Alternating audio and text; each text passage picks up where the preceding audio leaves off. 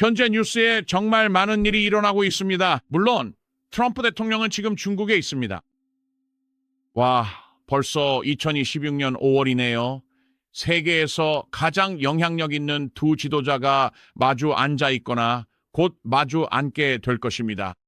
저기 베이징에서 말이죠. 도널드 트럼프 대통령이 중국 국빈 방문을 위해 방금 착륙했습니다. 물론 중국과 이란은 매우 아주 강력한 동맹 관계입니다. 그리고 물론 트럼프 대통령은 단순한 협상가가 아니라 이제 전시 대통령으로서 도착했습니다. 중동은 불타고 있고 인도 태평양은 일촉즉발의 위기 상황에 처해 있습니다. 이란의 호르무즈 해협 봉쇄는 세계의 에너지를 압박하고 수십억 달러 규모의 중국 석유 수입을 중단시켰습니다. 그 점을 생각해 보세요. 트럼프 대통령은 지금 중국에 있습니다. 상황이 어떨지 짐작하실 겁니다. 주요 파트너인 테헤란으로부터의 수십억 달러 규모의 중국 석유 수입 중단과 대만을 둘러싼 풀리지 않는 매듭까지 말이죠. 그래서 오늘 그 이야기를 해보려고 합니다. 왜냐하면 성경 예언을 지켜보는 우리에게 이것은 제3차 세계대전으로 보이기 때문입니다. 그리고 이 미국과 이란의 상황이 그 전쟁으로 확대될 가능성이 있습니다. 하지만 분명 성경 요한계시록 13장에도 그 전쟁에 이 영명의 군대를 동원할 수 있는 존재가 등장할 것이라고 나옵니다. 그러니 중국에서 트럼프 대통령의 이번 회담이 어떻게 진행될지 지켜봅시다. 하지만 물론 트럼프는 중국의 시진핑 주석이 나서길 원합니다. 테헤란에 대한 중국의 거대한 영향력을 행사하기를요. 25년간의 전략적 협력 협정으로 유지되는 바로 그 파트너에게 말이죠. 할인된 석유, 제재 회피 네트워크, 은밀한 군사적 유대까지 포함됩니다. 이게 이란과 중국의 관계죠. 트럼프 대통령은 그들이 해협을 열고 전쟁을 끝내길 압박하길 원합니다. 중국이 이란에 막대한 영향력을 가지고 있기 때문이죠. 중국이 그렇게 할 것이라고 생각하십니까? 제 말을 듣고 계신 분들 중에 중국이 영향력을 발휘해 이란이 미국의 명령을 따르게 할 것이라고 생각하는 분이 계신가요? 물론 석유를 다시 공급받기 위해 해협을 열도록 이란을 돕거나 영향력을 행사할 수는 있습니다. 하지만 만약 미국이 통제한다면, 이를테면 미국이 이란의 석유를 장악하게 된다면 말이죠. 글쎄요. 현재로서는 그런 일이 일어날 것 같지는 않습니다. 하지만 중요한 것은 이란을 통제할 방법이 있다는 것이고, 우리는 그런 일이 일어나는 것을 보아왔습니다. 경제 제재도 가하고 있지만 그들의 석유도 통제하고 있죠. 그러니 중국의 시진핑 주석이 이란이나 트럼프 대통령과 마주 앉아 있다고 상상해 보세요. 본인에게 그런 힘이 있다는 걸 잘 알면서 말이죠. 그래서 트럼프 대통령은 이제 상당한 영향력을 갖게 되었지만 잠시 후에 대만 이야기를 하면서 그 반대편 상황도 살펴보죠. 시 주석은 여기서 더 큰 그림을 보고 있습니다. 그게 바로 그가 주시하고 있는 부분이죠. 미국이 걸프 지역에 발이 묶여 있는 동안 중국은 조용히 이란과의 편의주의적 축을 유지하며 시간과 주의 분산을 꾀하고 있습니다. 그리고 물론 대만 문제가 있습니다. 자, 대만에 대해 잘 모르는 분들이 꽤 많습니다. 무슨 일이 있었을까요? 수십 년간의 내전 끝에 말이죠. 수년 전 전임 지도자였던 마오쩌둥 휘하의 중국 공산당이 1949년에 장제스와 국민당을 물리쳤습니다.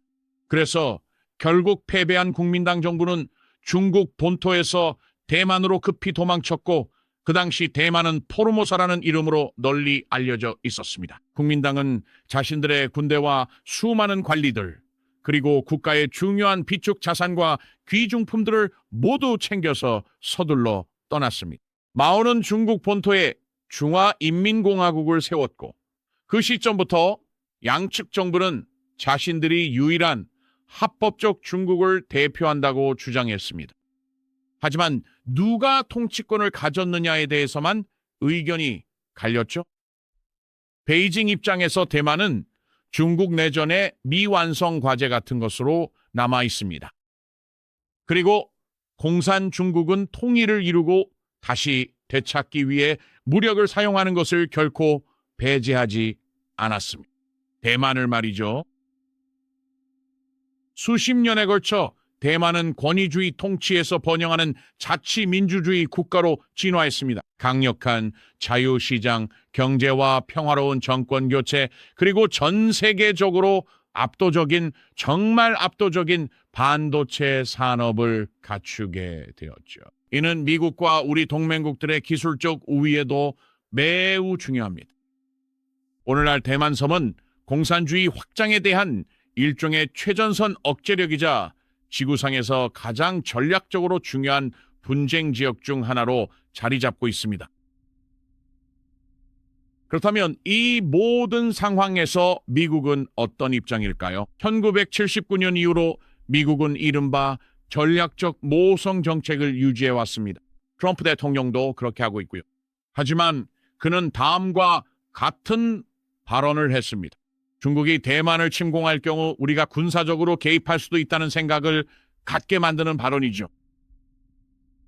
우리는 1979년 이후 베이징을 공식적으로 인정하면서도 동시에 대만 관계법이라는 것을 통해 대만을 계속 지원하고 있습니다. 그리고 그러한 균형 잡힌 행동은 수십 년 동안 평화를 유지하는 데 도움이 되었습니다. 하지만 베이징의 군사적 압박이 거세지면서 워싱턴에서는 더 강력한 억제력과 무기 판매 확대를 요구하는 목소리가 높아졌습니다. 현재 미국이 대만에 1,100만 달러 규모의 무기를 판매하는 방안이 논의되고 있습니다. 그리고 힘을 통해 갈등을 방지하려는 압도적인 군사적 대비 태세가 갖춰져 있습니다. 중국도 미국의 그러한 점을 아주 잘 알고 있습니다. 대만 문제는 중국에게 협상의 대상이 아닙니다. 중국은 이를 국가 부흥의 핵심이자 거의 예고 없이 전쟁을 일으킬 수 있는 핵심 주권 문제로 간주하고 있습니다. 최근 대만을 상대로 한 비행 훈련과 무력 시위들을 보면 알 수 있습니다. 이러한 배경 속에서 트럼프 대통령은 대만에 대한 제가 1,100만 달러라고 했나요? 110억 달러 규모의 무기 판매를 추진했습니다. 물론 베이징은 이를 자국 내정에 대한 직접적인 외세의 간섭으로 보고 있습니다. 제가 이 말씀을 드리는 이유는 트럼프 대통령이 현재 그곳에 있고 다시 전시 대통령처럼 행동하고 있지만 마음속으로는 협상을 염두에 두고 있기 때문입니다. 여러분이 이해해야 할 점은 그래서 제가 역사를 짚어본 이유인데 대만 문제와 미국이 중국을 견제하려고 대만에 110억 달러 규모의 군사 장비를 판매할 가능성이 있다는 점입니다. 중국은 안 된다며 대만은 자기 땅이라고 주장하고 되찾겠다고 합니다. 1979년 이후로 그들이 그렇게 하지 못한 유일한 이유는 바로 미국 때문입니다. 그렇다면 트럼프 대통령의 입장은 무엇일까요? 그는 한 독점 인터뷰에서 지난 2025년 60 미니츠에서 방영된 인터뷰였죠.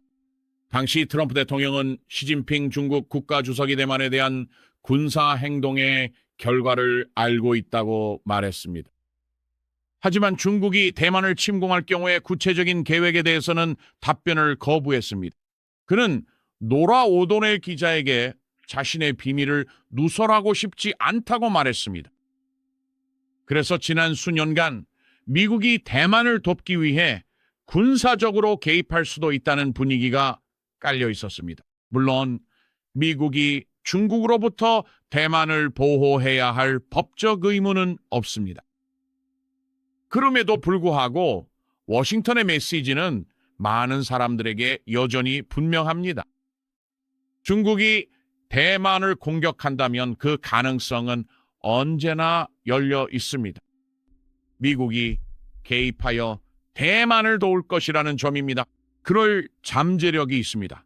가능성, 잠재력 같은 단어들을 쓰고 있는데요. 항상 잠재력은 존재합니다. 그 지원은 단순히 중국 멈춰 같은 모호한 말뿐만이 아닐 것입니다. 대신 무력, 무기, 정보력으로 뒷받침할 것이며 필요하다면 직접적인 군사 개입도 불사할 것입니다. 자, 다시 한번 말씀드리지만 확실히 이해하시길 바랍니다. 그 부분은 시간이 지나봐야 알 수 있습니다. 어쩌면 그렇게 나쁘지 않을 수도 있고요. 그러길 바랍니다. 하지만 그런 식의 개입 가능성 자체가 궁극적인 억제력이자 시진핑 주석의 관점에서는 궁극적인 도발이 됩니다. 이제 대만을 장악하려는 그 인물이 트럼프 대통령과 테이블에 마주 앉게 될 텐데 내일과 금요일인 것으로 알고 있습니다. 트럼프 대통령은 다시 한번 이봐요. 내가 가서 협상하겠소라고 하겠죠. 글쎄요. 그는 중국의 시진핑과 협상할 것입니다. 트럼프 대통령이 말하는 것을 들어보면 나와 시진핑 주석은 아주 훌륭한 관계입니다. 라고 말합니다. 시 주석이 말하라고의 저녁 식사도 하러 오고 그랬던 것 같은데요. 그 사람과 저녁을 몇 번을 먹든 상관없습니다. 그는 지구상에서 우리의 가장 큰 적 중 하나이자 세계 최대의 테러 지원국인 이란의 동맹입니다. 우리가 지금 전쟁 중인 바로 그 나라 말입니다. 중국은 그들의 강력한 동맹입니다. 그리고 이번 전쟁 동안 그들의 재무장과 군사 정보 등 온갖 것들을 도와왔습니다. 그래서 트럼프 대통령은 지금 그런 상황에 있습니다. 많은 이들이 그가 인공지능 등을 논의하러 간다고 말합니다. 일론 머스크, 블랙록의 레리 핑크 등 여러 사람을 데리고 갔죠. 애플의 팀 쿡도 함께였습니다. 그들은 소위 인공지능 같은 것들에 대해 이야기하러 그곳에 갔습니다. 하지만 트럼프 대통령과 시 주석의 마음속 깊은 곳에서는 이란과 대만에서 벌어지는 일이 가장 중요한 화두입니다. 여러분, 트럼프 대통령은 글쎄요, 아마 그가 나보다 대만 이야기를 더 많이 할 겁니다. 라고 했죠. 글쎄요, 11억 달러 규모의 군사 장비가 준비되고 있는 이 거대한 거래를 앞두고 시 주석의 머릿속에 무슨 생각이 들지 상상해 보십시오. 이제 이번 베이징 정상회담은 이 중국이란 축에 대한 궁극적인 스트레스 테스트가 될 것입니다. 베이징과 테헤란의 파트너십은 애정이 아니라 일종의 냉혹한 실리에 기반하고 있습니다. 이란산 석유가 중국 공장들을 돌리고 있습니다. 이란의 대리 세력과 혼란 작전은 미국의 항공모함과 전함들을 묶어두고 있으며 계속해서 발을 묶어놓고 있습니다. 대만 해협에서 멀리 떨어진 곳이죠. 워싱턴이 중동에 불을 끄는데 보내는 매일매일은 중국이 자신의 역량을 강화하는 데 사용하는 시간이 됩니다. 그리고 이란을 지탱해주는 이중용도 기술 외교적 비호 금융 채널이라는 바로 그 네트워크가 향후 대만에 대한 어떠한 움직임에 대해서도 일종의 전략적 보험 역할을 합니다. 이제 어느 쪽도 완전한 결렬을 원하지 않는데 왜냐하면 트럼프는 에너지 가격 하락과 여기서 눈에 보이는 승리가 필요하기 때문입니다. 중국의 시진핑 주석은 안정적인 무역과 자신의 장기적인 야망을 위한 숨통이 필요합니다. 하지만 레드라인은 정말로 피와 역사로 그어져 있습니다. 이해하시겠지만 이란과 그들의 테러 대리인들이 있습니다. 레바논의 헤즈볼라, 하마스는 이란의 테러 대리인입니다. 예멘의 후티 반군, 팔레스타인 이슬람 지하드, 시리아와 이라크의 테러 대리인들까지요. 하지만 이란을 위한 그런 테러 대리인들을 생각해 보세요. 글쎄요, 이란은 중동에서 중국의 테러 대리인입니다. 그리고 트럼프 대통령은 이 사실을 아주 잘 알고 있습니다. 적어도 제 희망사항이 아니라 분명히 알고 있을 겁니다. 그래서 대만은 중국의 미완의 운명입니다. 미국은 공격을 받으면 필요한 모든 것을 동원해 방어할 것입니다. 그렇게 보입니다. 트럼프 대통령은 군사 행동이 어떤 결과를 초래할지 아주 잘 안다고 말했습니다. 제 비밀을 다 누설하고 싶지는 않지만 제가 읽은 바로는 미국이 그냥 중국에게 대만을 가져가라고 말하는 것은 상상할 수 없습니다. 첫째로 그것이 반도체에 어떤 영향을 미칠지 상상해 보세요. 전 세계 사람들이 사용하는 모든 칩말입니다. 그 작은 대만이라는 나라, 저 작은 섬에서 나오는 것들 말이죠. 그리고 이란과의 파트너십은 여기서 압력 밸브로 남아 있습니다. 두 강대국은 통제권을 잡으려 싸우고 있습니다. 이것은 평소와 같은 외교가 아닙니다. 매우 위험 부담이 큰 석유의 흐름, 그리고 군사 동맹 문제입니다. 제 생각에 중국은 이란 석유의 80, 90%를 구매합니다. 그 점을 생각해 보세요. 그리고 실제로 그중 많은 부분은 중국이 세계 질서의 미래 모습을 내다보고 있는 것입니다. 여기서 말하는 것은 공산주의 대 자유세계, 즉 미국과 중국의 대결이기 때문입니다. 그리고 아시다시피 이것은 페르시아만에서 대만 해협까지 이어집니다. 이제 물론 다시 말씀드리지만 제가 이 이야기를 꺼내는 이유는 성경 예언을 지켜보는 우리들 때문입니다. 우리 모두는 잠재적인 제3차 세계 대전 시나리오를 고려하고 있습니다. 성경은 인류의 3분의 1을 죽이기 위해 큰 강 유프라테스에 결박된 네 천사를 놓아주라고 말합니다. 그리고 제가 들은 군대의 수, 즉 그 전쟁에 참여할 군대의 수는 2억 명의 군인이었습니다. 이슬람 파벌, 중국, 인도는 2억 명의 군대를 배치할 수 있는 유일한 새 세력입니다. 그래서 만약 여러분이 그것을 고려한다면 트럼프는 중국이 이란을 억제할 것을 요구합니다. 다시 말씀드리지만 이것은 앞으로 며칠 안에 일어날 일입니다. 트럼프는 중국이 이란을 억제할 것을 요구할 것입니다. 그래서 석유가 호르무즈 해협을 통해 다시 흐르게 말이죠. 시 주석은 물론 뒤에 앉아 미소 짓고 있습니다. 그래요? 알겠어요. 트럼프. 네, 맞아요. 잘 들려요. 걸프만에 갇혀 그 상황에 휘말린 미국 항공모함들은 대만 근처 위협이 하나 줄어드는 걸 알고 있죠.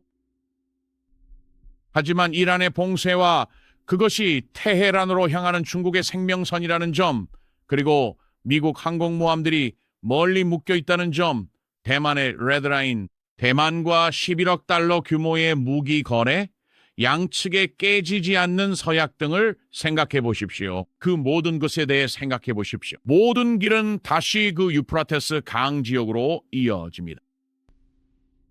그리고 그것이 중국의 발자취입니다. 그래서 성경은 큰 강 유프라테스에 결박된 네 천사를 놓아주라고 말합니다. 제장인어른은 몇 년 전에 중국 전쟁과 제3성전이라는 책을 쓰셨습니다. 제 생각엔 그때는 6번째 나팔을 완전히 이해하시기 전이었던 것 같습니다. 그 직후부터 전쟁이 유프라테스 강 지역에서 나타나거나 시작될 것이라고 말씀하셨습니다. 저는 지금의 갈등이 제3차 세계대전으로 번질 거라고 말하는 게 아닙니다. 다만 이 모든 상황에 맞는 여러 조각들이 있다는 점을 말씀드리는 것이고 우리는 분명히 지켜보고 있습니다. 그리고 이걸 선정적으로 말하려는 것도 아닙니다. 여러분이 뉴스 기사들을 읽어보면 제가 말한 내용이 사실임을 알 수 있을 겁니다. 하지만 일반적인 뉴스 미디어 소스에는 없는 것이 있는데 그것은 바로 성경의 예언입니다. 이 모든 것을 성경의 예언과 연결시킬 수 있을 때 이 모든 것을 바라보는 방식, 즉 그 전체적인 범위가 바뀝니다.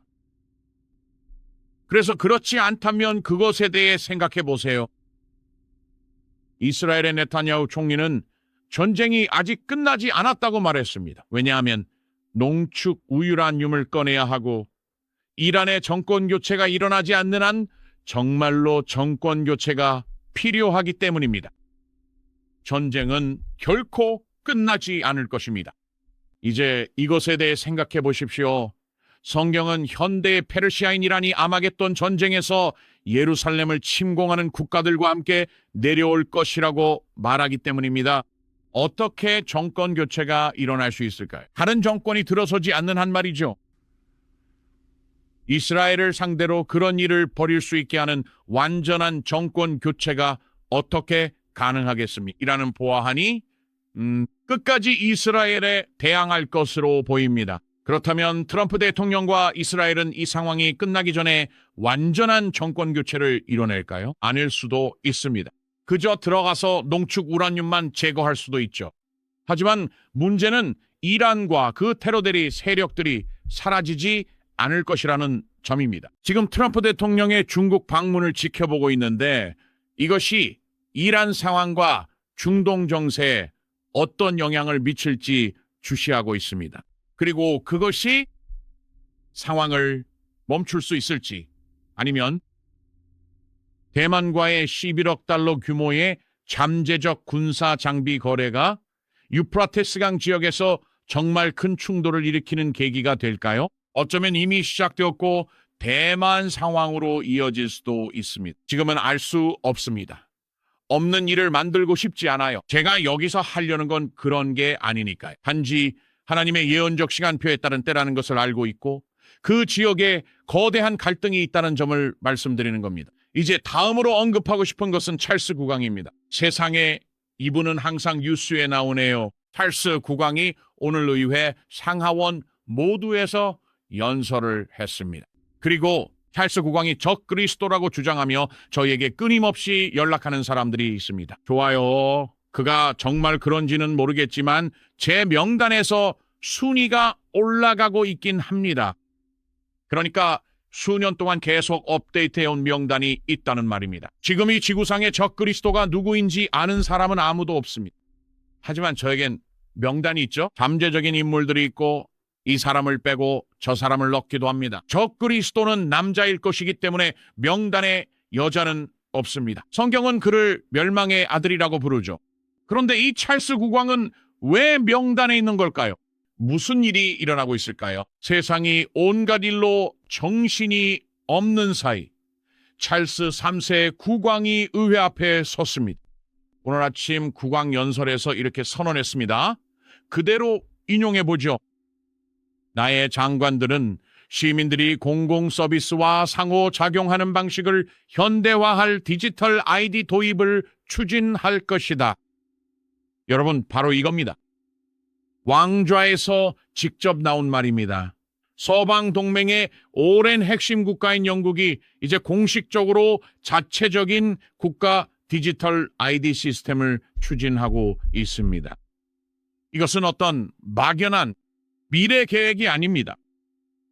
이것은 유럽 연합의 EUDI 지갑과 동기화되어 실시간으로 진행되고 있으며 EIDAS 0 체제에서 출시되고 있습니다. 하지만 2026년 말까지 유럽은 이런 디지털 지갑을 요구합니다. 그래서 영국도 그 흐름을 따르고 있습니다. 여러분은 영국이 브렉시트를 했고 더 이상 유럽연합의 일원이 아니라고 말할지 모릅니다. 유럽은 종말의 통치기구에서 유럽연합과 함께합니다. 요한계시록 13장 4자의 입, 머리 7과 뿔 10개 달린 짐승 위에 유럽이 그들과 함께 있을 것입니다. 그래서 이제 그들은 유럽의 디지털 아이디 시스템에 맞춰 자체 시스템을 출시하고 있습니다. 여러분, 이건 단순히 정부가 내놓는 또 다른 앱이 아닙니다. 이것은 완전한 감시와 완전한 의존을 위한 기반 시설입니다. 잘 들어보세요. 사람들에게 번호를 매기는 유일한 이유는 그들을 통제하기 위해서입니다. 그러니까 그들은 이것을 편리함으로 포장해서 내놓고 있습니다. 현대완이 편리함이니 하면서 말이죠. 하지만 성경을 공부하는 우리는 이것을 짐승의 체제 준비라고 부르지 않나요? 만약 여러분이 요한계시록 13장 16절부터 17절 말씀을 다시 들어보세요. 사도 요한은 성령의 감동을 받아 우리에게 경고했습니다. 그는 말하기를 적그리스도와 거짓 선지자가 모든 자, 즉 작은 자, 큰 자, 부자, 가난한 자, 자유인, 종들에게 오른손이나 이마에 표를 받게 하고 이 표가 없으면 매매를 못하게 했습니다. 이 표는 짐승의 이름이나 그 이름의 수라고 했습니다. 짐승의 표는 어느 날 갑자기 혼자 나타나는 게 아닙니다. 오늘날 브뤼셀과 런던에서 디지털 접근성이라는 기치 아래 사람들은 말하죠. 와, 정말 멋진 소리네요. 디지털 접근이 가능해지다니요. 예전에 현금으로 계산하면서 점원에게 말했어요. 현금 결제한 게 언제였는지 기억도 안 나네요. 거스름 돈 받는 게 어색했어요. 체크카드로 그냥 결제하면 끝이었으니까요. 문제는 이런 디지털 아이디를 갖는 것에 대해 이야기할 때입니다. 디지털 접근성, 효율성, 보안, 공공서비스, 현대화라는 명목 아래 여러분은 사회에서 어떤 식으로든 활동하기 위해 하나의 숫자에 전적으로 의존해야 하는 지점에 이르고 있습니다. 유럽연합의 디지털 지갑과 영국의 디지털 아이디는 여러분의 신원을 연결할 것입니다. 자신이 누구인지 어떻게 증명할까요? 이제는 디지털 방식이 될 겁니다. 여러분의 금융, 건강 기록, 여행, 그리고 일상적인 거래가 추적 가능한 하나의 시스템으로 통합됩니다. 이 부분을 다시 짚어보겠습니다. 잠시 쉬어가기 전에 이 점을 확실히 하고 싶습니다. 오늘 아침 찰스 3세 국왕이 한 말이 매우 예언적이기 때문에 여러분이 이를 꼭 이해하셨으면 합니다. 그것은 미래의 짐승의 표 시스템을 가리키고 있으며 가까운 미래의 유럽이 그 중심에 서게 될 것입니다.